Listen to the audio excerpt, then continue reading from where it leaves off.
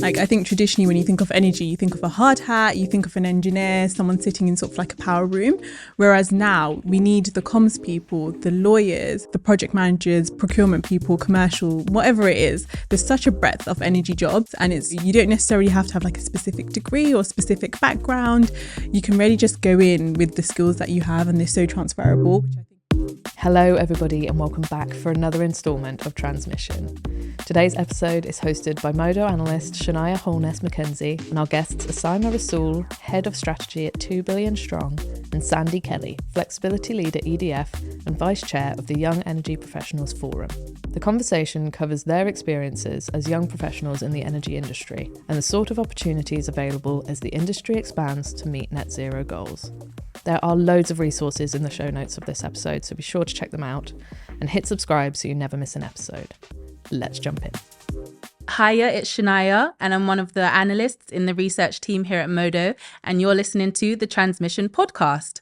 So today's podcast is a little bit different to what we usually do, and it comes off the back of National Grid releasing some data which says by 2050, to help with the transition to net zero, we're going to need another 400,000 people to join the energy sector. So based on this, I am joined with Sandy and Saima on today's podcast. So it would be great for both of you to introduce yourselves. So if you can give us a rundown of who you are, what role you do, what that means, and what got you into that, how you got there as well would be really helpful. So if we start with you, Sandy. Yeah, happy to. So I'm Sandy. Day job, I do work in flexibility and route to market service provision, but not the day job. I moonlight as the vice chair of the Young Energy Professionals Forum. And so it's been going on for 10 years now, and we essentially look to provide initiatives, events, site visits for young professionals looking to either get into energy or an energy at the moment.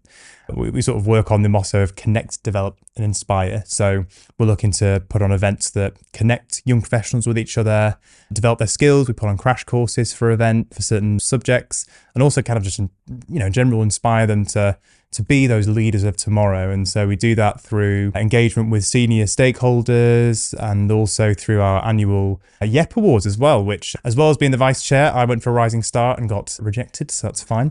It's fine. I'm still vice chair, but it's fantastic. We put on events every month, and we couldn't do that without a really great steering committee and volunteers that give up their time to put these events on, as well as a lot of help from Energy UK as well. So more than happy to come and talk about young professionals in energy and how we can really propel ourselves to help Britain achieve net zero, really. Amazing. Thank you very much. And Saima, what about you as well? So a little intro into your role, what you're doing at the moment, how you got there, and anything else you think would be good to add. Amazing. Thank you. So my name is Saima Rasool. I'm currently volunteering as the head of strategy at a not-for-profit called 2 Billion Strong. So 2 billion is in reference to the 2 billion Muslims on the planet. And it's all about getting more representation for the Muslim voice in climate action, as they're actually disproportionately more affected by climate change. Prior to this, I have a background in ESG risk and strategy consulting at KPMG, where I was also part of something called the Leaders 2050 committee. So Leaders 2050 is KPMG's external facing network, all about getting more young professionals in the sustainability space. And then prior to that, I also have a past life in the energy regulator Ofgem, which is where I did quite a few rotations all across different realms of energy.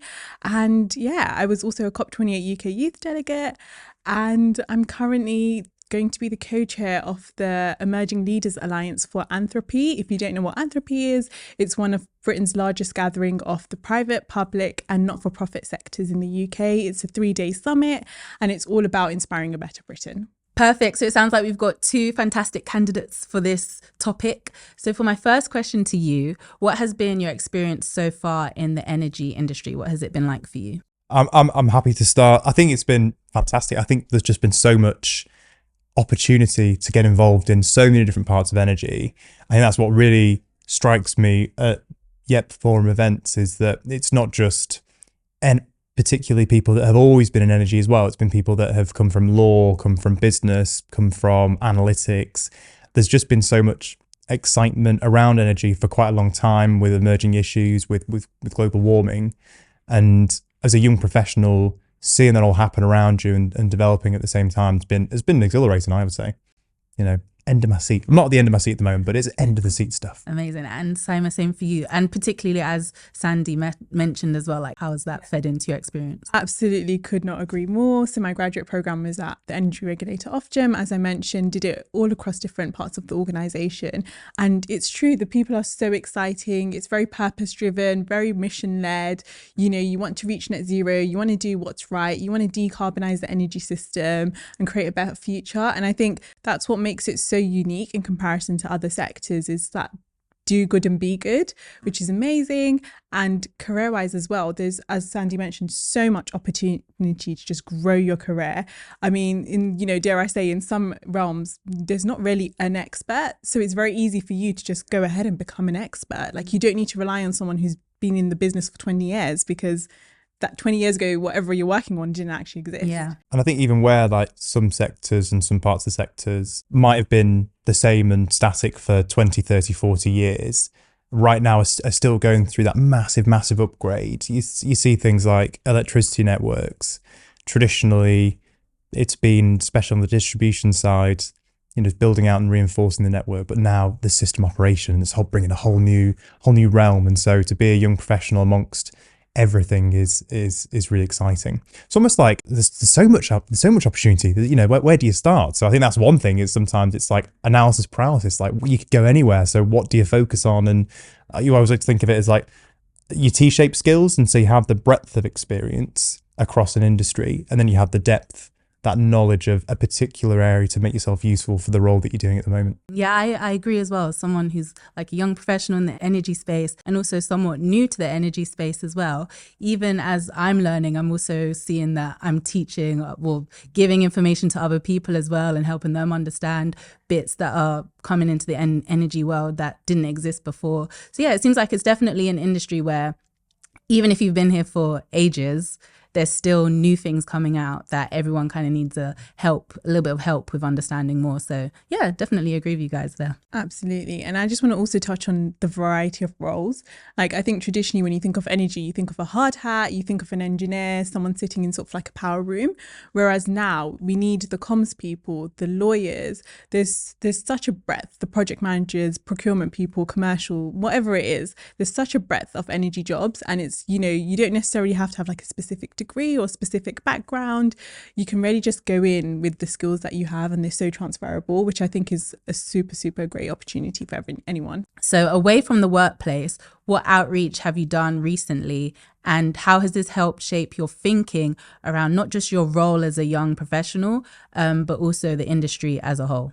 Very recently, I was a COP28 UK youth delegate. So what that meant was I was very lucky to get a UN Blue Zone pass for COP28. What does that mean? So what does that mean? So it essentially means you're in sort of the more exclusive area of COP, where there's government ministers just floating around. So, I mean, I bumped into Chris Skidmore, who had, you know, the Skidmore Review in a book form, and me being an energy nerd, I was screaming I got to take a picture with him. Chris! But no, beyond just being able to take pictures with all these people that you read about, it was so interesting to actually just like speak to ministers and tell them from like a young professional, or just, you know, a young person's point of view, there's climate change happening, what the energy transition means to you, all these things, and actually just speak to those people and also kind of like lobby them and just be like, please have this on your radar.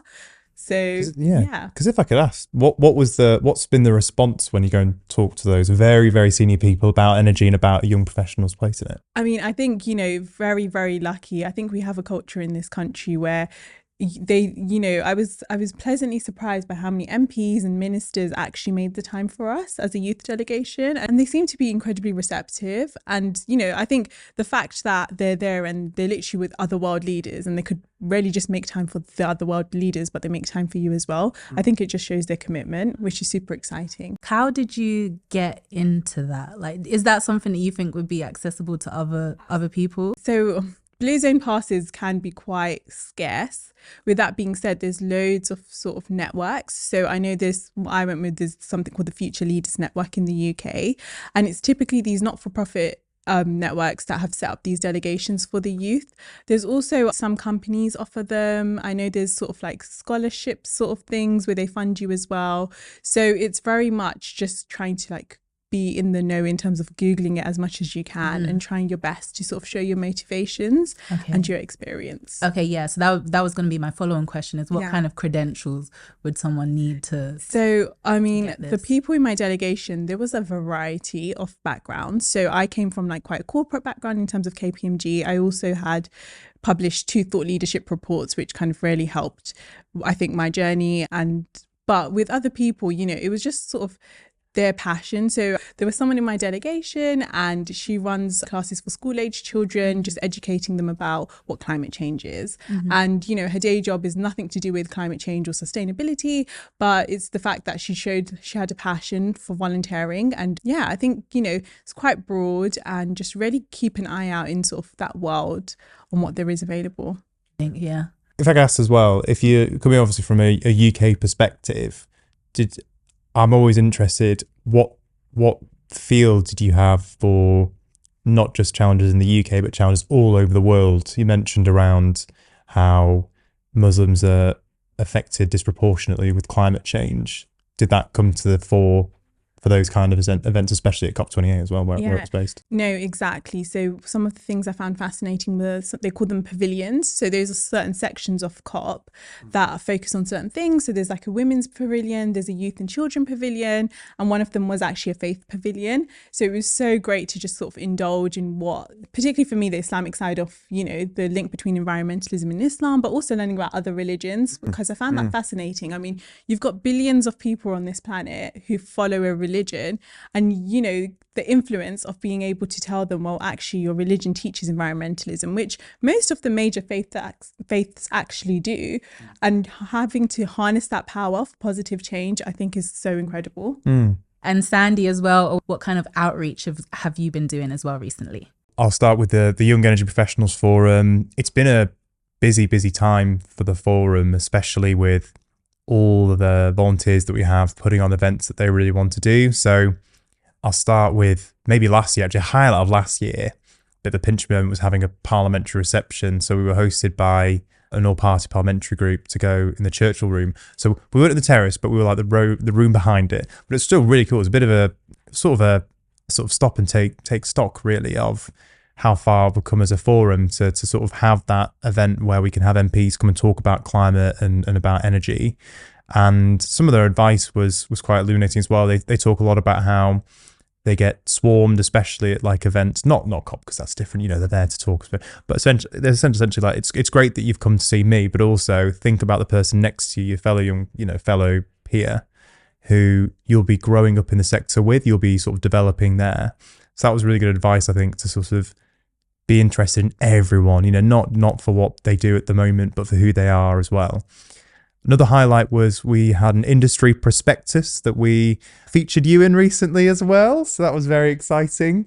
We wanted to form that based on where you may find yourself in your career. And so we had apprentices, we had young professionals, we had people that had come into the energy industry from different industries.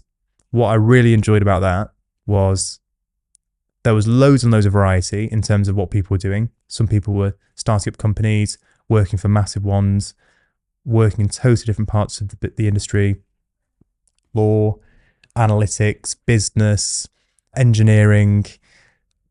Quite a lot of their stories then were very varied, but it came down and what they had learned was actually quite similar. A lot of curiosity, a lot of showing kindness to people, and that real drive just to do what they're passionate about and do it really well, I think was actually a very common thread across it. And so we'd gone to all this trouble of getting the case studies for the industry prospectus, and we could literally just put, be curious, be kind, you know, work hard at your job and make sure you really enjoy it, which I could, you know, maybe you already know, but it's really good to have that. But more so have those role models. You can't be what you can't see. And so having as well a lot of women in that prospectus doing a load of different jobs was, I think, very important. The feedback we've got has been really positive as well. So I'd say those two things. And obviously, when it comes to the YEP forum, we do pub quizzes. We had a pub quiz in January. Fun. We have mug here. The YEP mug made it. Yeah.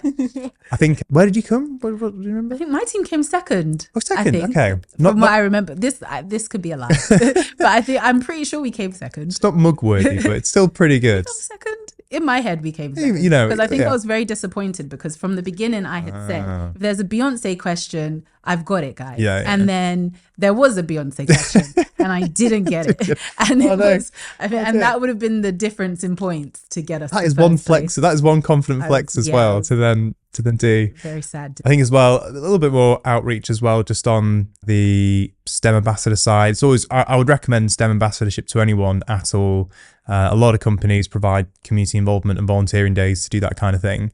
It's just really exciting to go to schools, to go to institutions, educational institutions, to try and inspire. I don't say I would because I don't know, but try and inspire the next generation. Find what drives them and see if they would like to do and have a very long career in energy as well. So that's always very exciting.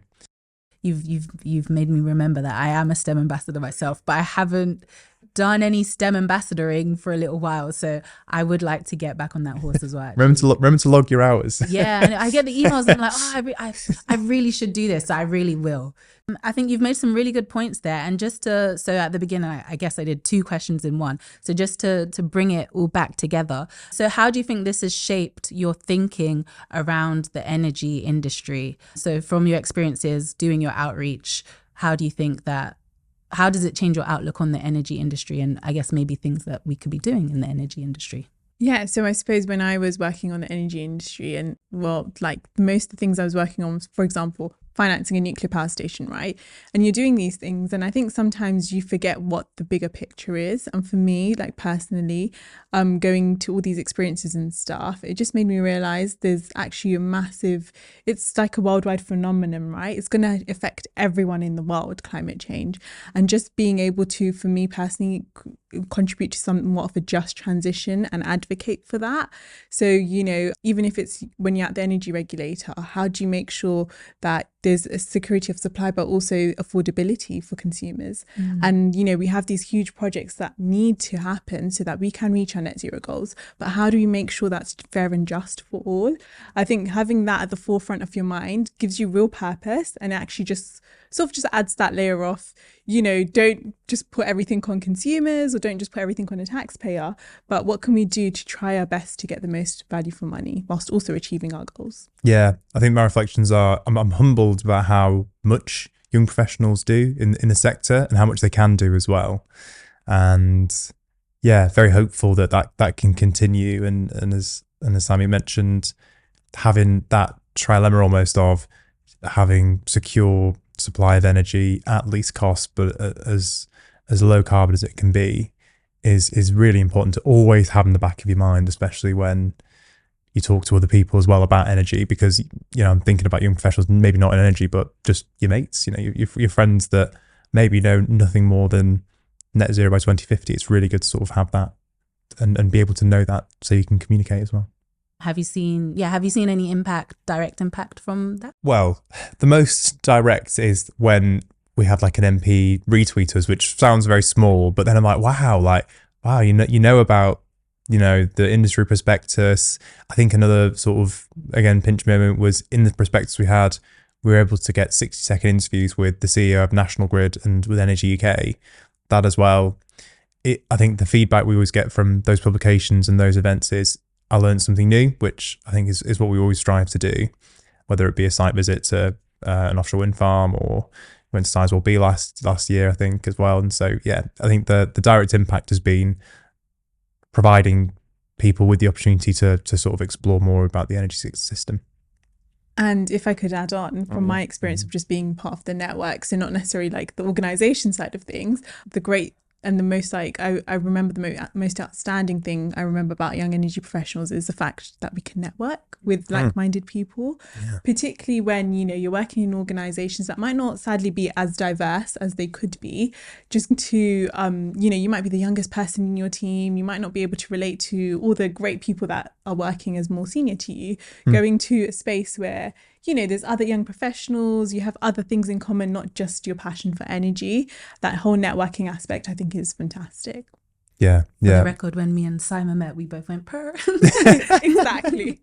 I don't think you can get away with that at work. I mean, I can't lie. My team probably are very used to me going purr. That is stretch. Yeah, because I only got involved in the EP forum because I joined Ofgem in 2019, same year as Saima as well. I was doing an analyst job, and I loved my team. I was doing ESO regulation, really enjoying it. I did feel lonely though. I'd come from university up in the north. I went to Leeds for 5 years, and so coming to a whole new city was daunting, even though my team was really, really supportive. And so the YEP forum was a great opportunity to meet new people, complete strangers. We were just bonded by our interest in energy. So I think what myself and everyone else that puts on the events at the YEP forum does works towards that, making of new bonds. Yeah, and if I'm being totally biased, perhaps I am, is the fact that, as I said, these are mission-driven people, and we want a better world, and naturally that shows in everyone's personalities, everyone's characters. So yeah, that's me being totally biased, saying energy be biased people as much as sustainability people are the best people ever. But I feel like the vibe is way better than perhaps other sectors. Yeah, true. We have vibes. Yeah. You heard it here first. But I wonder as well, like, we're talking a lot about energy, but I always, ESG as well. Yeah.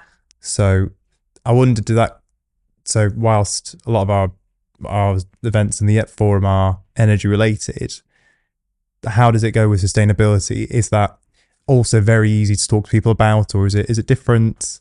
Because I guess do you see quite a lot more of that in places like COP and also in like Leaders 2050 as well when you're doing work there? I think it's so interesting because I made the switch from energy to ESG, and at the time I was like, oh, surely it's quite similar, and I assumed when I went into ESG consulting, I'd just be working on energy clients. And then I remember the first thing I worked on was an asset manager, and I was like, I don't know anything about this.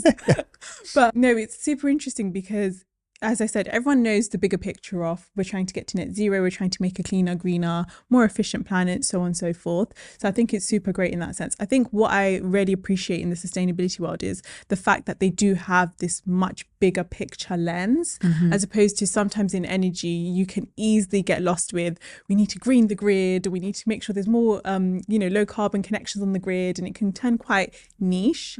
Whereas I feel like in sustainability, it's much broader. For me, one of the benefits was how expanded my mind, in the sense of, we have this net zero transition that needs to take place, but who's going to finance this? And then it made sense. Oh, this is why I'm working with an asset manager, because these are the billions and billions of dollars that are actually going to finance these projects. It's going to finance that whole green revolution.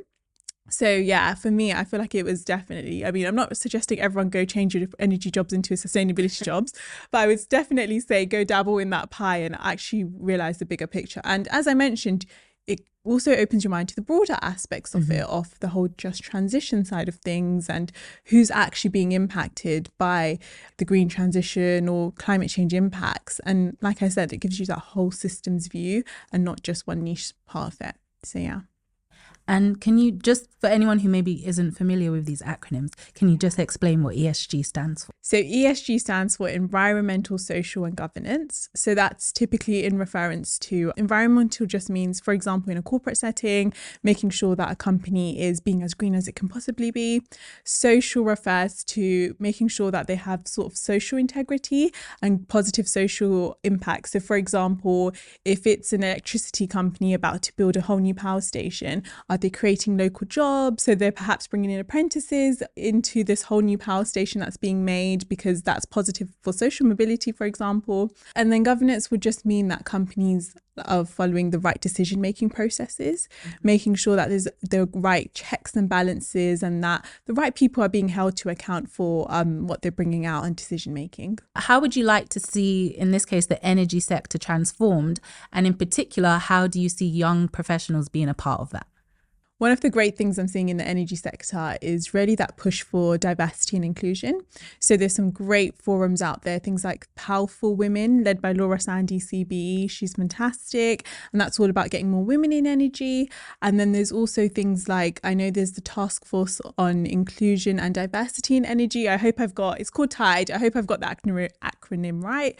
And that's all about just increasing the representation of who actually works in the energy sector and making sure that insights for everybody. You know, from my personal experience, there were definitely times where I'd be in a call with, you know, loads of representatives from DNOs, which are distribution network operators.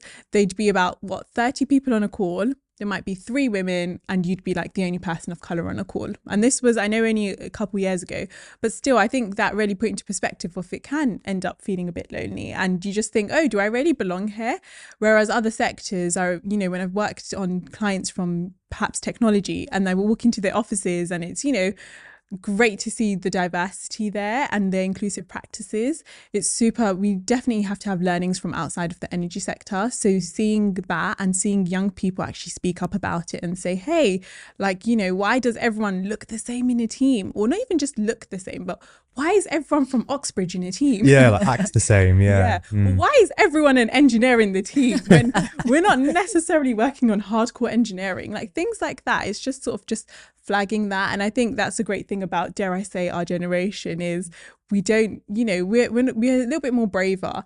And, you know, research has shown, there's some KPMG research, it's called KPMG climate quitting research. It's shown 1 in 3 young people, so 18 to 24-year-olds, will reject a job offer if it doesn't align with their ESG values. So, you know, it's a risk for the future workforce. If you want the best talent, you need to be able to attract that and show that you are actually focusing on truly being equitable, inclusive and diverse. I would echo all that, you know, echo a lot of that mention about powerful women. I think one point I was going to make was on young professional representation at higher levels. And so for lack of a better phrase, like a seat at the table. Powerful Women, for example, came out recently and appointed, I think, a couple of young professionals to their board. And it's those kind of practices that are great because instead of having a lot of very senior people talk about young professionals, why don't just invite them to those meetings? So I would say that's a real step forward and ensuring that young professionals' voices are heard. And so, yeah, we, you know, in the Forum, we work on industry prospectuses, or is it prospecti? Who knows? We work on industry prospectuses, we work on thought pieces, polling, and we want to make sure that that's not just seen but acted upon. So you haven't got senior people saying, that's great, go and do your young professional thing over there.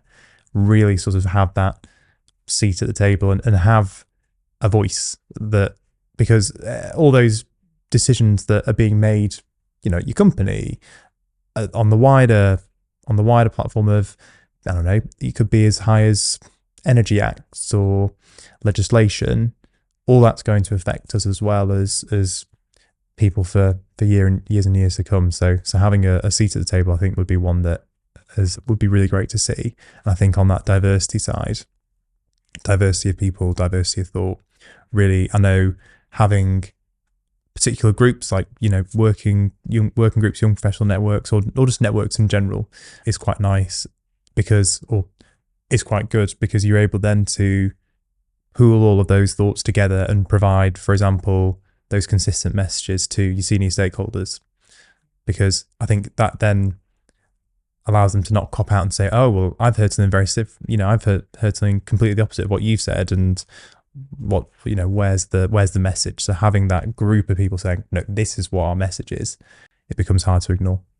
Yeah, I was just going to mention also that seat on the table point. Renewable UK, which is one of the largest trade associations for renewable, sort of, you know, those companies interested in renewables, is they have a shadow board, and they've had that for many years. And they really do, from what I understand, listen to the shadow board members. And those are, I think, a group of, don't quote me on this, but something like 15 individuals who are from across the energy industry, mainly working in renewables, and they sort of just put their thoughts in for Renewable UK, who represents so many companies. So that's like a great practice. And the reason why I know about that is because I published a thought leadership report with KPMG called Net Zero Influencers, and we, you know, touched on how shadow boards are a great tool for the net zero transition and for companies to sort of really listen to the young professionals. Our research also showed that 95% of those surveyed felt that young professionals' voices weren't integrated at leadership levels. So we came out with a framework, and that framework was designed by, you know, over 20 interviews with young professionals, a survey of over 150 respondents, and also we had a panel event, which was a great Q&A as well. So that's me shamelessly plugging my report. But if anyone wants any more stats and sort of just like case studies, like defo just tap into that. So that's the KPMG Net Zero Influencers. It was a good report. Amazing. Can confirm it was a good report. I Really good need report, to get up to speed then. And It's all right. yeah, It's all right. Yeah. yeah, we had some great contributors. Just bringing it back to the context of the 400,000 jobs required in the sector coming up to 2050, I think as well with regards to things like YP, STEM ambassadors, all the different outreach organizations that you're involved with as well, I think I feel like there's multiple layers at which people can kind of come in, multiple levels that people can come into the industry. So you have people who are coming straight out of school, people who are coming out of university, people who maybe want to switch careers. And I think something that the YEP prospectus pointed out as well is that people join the energy sector at any time. And I think one of the statistics I was reading, there was like 22% of people who do A-level physics, I think this was in 2020, was women. It depends at what stage we're getting involved with people to kind of show them that these are the opportunities that are available. So yes, I think it's good that there's a range of different activities going on to catch people at different points in their life, to kind of expose them to the different things that are going on in the energy industry. And another thing I noticed in the prospectus was people saying that they were watching a documentary or something like that and realized, oh my gosh, like this is real life and I can do something to change it. So I think as well as more people become conscious of the things that are going on in the world, that as well kind of helps to feed into people's knowledge and how accessible they find the industry, I think. Yeah, that's true. Because I wonder if anyone's done any research to try and model how many people have joined the sciences from planet Earth. How many people are like, yeah, David Attenborough, that was a great documentary. Let's join science. And I know on Channel 4 there was like Guy Martin's Power Trip where he goes to a power station. That was so cool, seeing the inside of Drax as well. Yeah. So no, very true, very true. I think that element of cross-pollination is very important because especially when a lot of work can apply to not just the energy sector but others. If you're really good at coding, if you're really good at analysis, energy might be a sector you can go into, but you can also go into the tech industry. You can also go into business. You can do a lot. And so it's not just that you're competing for energy people to try and fill that 400,000 workforce gap. It's everywhere. You're competing against every other industry that wants bright minds. So it's a difficult one. Yeah, and I think as well, it's not just, as you mentioned, it's not just, as Simon mentioned, it's not just engineers. There's all sorts of different roles, even in terms of what I do here at Modo. Like I do video content, I do articles. There's whole companies dedicated to writing articles about the energy industry. So you might be someone who's interested in writing and you're thinking, I don't really know how I can find a place in the energy industry. Well, actually, there's quite a few different publications. Yeah. So yeah, I think, bunch, there's a lot of different types of roles that people can go into as well, which I think is definitely. One of my favorite sayings, and I first sort of heard this when I was out in the States for a TED conference, and that was, every job is a climate job. So I would also put that to every job is also an energy job. As you mentioned, if we're bringing out a new power station, we need the lawyers for that thing, the procurement specialists, whatnot. There's so many jobs out there, and it's all of us coming together just to play our part in essentially getting to net zero. Amazing. Now, for the sake of time, we've got maybe one more main question to go through, and then I want to hear what your contrarian views are as well. Yeah. So this is a nice, hopefully it's a nice positive question, and I guess off this theme of we're looking to the future. And so, what are your hopes for the future? Not just with regards to young energy professionals or young professionals in general, but just our work towards net zero. What would you like to see happening in the future? I think I'm absolutely just going to be like, it needs to be fair and just for all. We need to make sure that nobody's disproportionately affected. We need to make sure we take everybody on board. And I think a lot of that, if we need to turn that into action, is the communication issue we have. There's so much jargon, there can be so many silos, and it's just communicating to the average person on the street that climate change is happening and this is how we're going to sort of mitigate the impacts, come along for the ride as well, and trying to create that narrative and get that going, which I think is often missing. Mm. Thank you. Simon stole my idea. That's exactly the same as mine. I would say hopes are, that we can all help Britain achieve net zero, regardless of what role we do, what level we find ourselves, or where we would like to be in the future. That, as mentioned, every job is an energy job, every job's an environment job. So it'd be great to see in the future young professionals having more of an impact than they already do on that, because from what I've seen, we're more than capable. So I'm looking forward to seeing that more. So both of you have mentioned quite a few different things that you're involved with and things that you've done. So is there anything that you'd like to plug? So one of the things I'd love to plug is 2 Billion Strong. As I mentioned, it's a not-for-profit focused on sort of amplifying the Muslim voice for climate action. It's not exclusively for Muslims. It's very much a community to bring people together. So go follow at 2 Billion Strong on Instagram. And we should be in the summer publishing the first ever Muslim Climate Action Report, which explores the barriers for Muslims in climate action and how to avoid those. So yeah. What I like to plug? Well, we've got some great documents and reports out already, which we can provide links to. Mention of the industry prospectus. We've done a thought piece in the past. We provide loads of really great opportunities to go to sites that you'd maybe struggle to go to. So to offshore wind farms, into nuclear plants. So I would like to plug that you can sign up to the Yep Forum mailing list via Energy UK's website, and we'll provide a link to do that, because then you can be kept up to date with all those site visits, all those networking events, all those panel events that we put on as a team. Thank you very much. I'm also going to do a little plug. Go for it. I feel like, based on the conversation that we've had today, if anyone is listening and is thinking that they'd like to learn more about the energy sector, then check out the Modo Energy Academy, or the Energy Academy. You can find it on modoenergy.com, and it's also on YouTube. And it's a nice little series, which is like an intro to energy and power markets in the UK. So if you're listening, or if you're preparing to share this with anyone who you think might want to know more about how everything works in the UK, then I would definitely recommend the Energy Academy. I can confirm it's really good, the Modo Energy Academy. I've gone through it. I don't know if you're an alumni of the academy after you pass it, but yeah, I know a lot of us at work like the academy, like the research articles as well, and I know it supplements our sort of like, expert optimization as well. Yeah. So I would agree with the plug for the Energy Academy. Got an ERCOT one now, haven't you, as well? Yes, we do. So if you're interested in how energy systems work over in Texas as well, you can listen to you can watch the ERCOT Academy. Now it's come to that point of the podcast where I would like to hear your contrarian belief. I'm absolutely going to chicken out on this one and say it might not be a contrarian belief, but it's something I think we need to do a lot more of.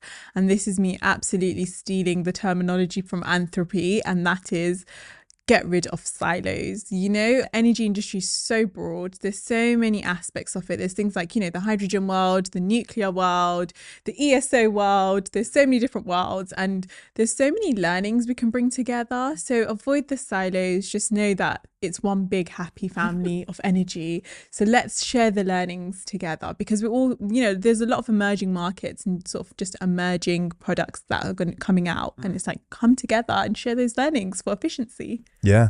I would say an acronym dictionary would be helpful as well. We talks about NESO, definitely worth doing. Adding it to the platform as we speak. My contrarian belief is that the electricity system is simple. I think we just make it difficult. I just think after so many years of like sedimenting on all these processes, I think it's just super complicated, isn't it? And that's what's great about learning about it and finding your niche, so that you can demystify parts, and it's really useful. But it's simple, isn't it? Just give energy and electricity to people that need it. Yeah. At least cost, as green as it's possible. It's quite simple. Yeah, I think we make it difficult. We make it difficult. Yeah, with acronyms. Yeah, we make it difficult. That's my contrarian. Yeah, I would say that's my belief. Yeah, I think that is pretty contrarian. I don't know how many people would agree that it's simple. Yeah. Especially in the control room. That's right. Yeah, actually, yeah, I'm sure they have a different view on us, but there you go. But thank you so much for coming on the podcast. It's Pleasure. been brilliant having you. We've talked about some really interesting things, and hopefully our listeners will have a lot to take away from it as well, and be sharing this far and wide, so that we can get some new young blood into the industry as well. And also, I don't want to say old blood, but experienced blood. Experience for us. Yeah. Making a transition as well. So yeah, thank you very much. Thank you so much for having us. Yeah, thanks. It's been great to be, what's the phrase, long time listener, first time caller. So I'm glad to finally be here. So thank you for having me.